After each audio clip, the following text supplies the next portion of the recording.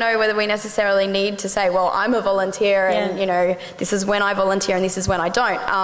Because my passion is, you know, for this organisation that I volunteer for, I accidentally do it all the time. So in conversation with you, I'm raising awareness of the organisation, but it's not like I clocked it up to my volunteer hours and said, well, I've reached my 20-hour limit and I'm not doing it anymore this week. In today's society, in a world of iPods and iPhones, with Facebook and MySpace and parties and part-time work, I think for a lot of young people, volunteering is something that's associated with idealism and something that people can't really get anything out of unless they earn money. There's a perception of there's an opportunity cost of, well, I'd like to get involved, but it means, oh, I've got uni and I've got work and I haven't got time to do that. And I think it shows that volunteering can flow really seamlessly through your life. Service learning into their curricula. So it sort of flows very well with what they're learning. I think that's changing the culture of volunteering for young people to actually becoming a big part of your life. I think it really it flows into the way the conversation's been heading. Like when Ash brought up the idea of service learning,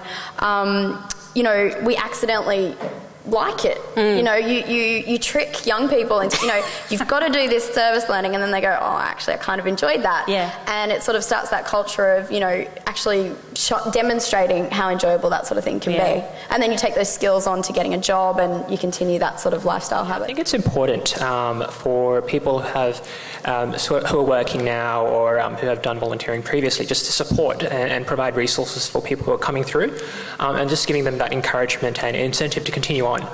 Because I guess positive reinforcement really helps people who are sort of, you know, discovering volunteering for the first time. Once again, continuing what these guys have been saying, I think a lot of people think that to encourage young people to volunteer, you need to jazz it up with parties or special graphics or anything like that. And I don't think it's really about that. I think what makes youth volunteering so good is just the youth engagement and youth development.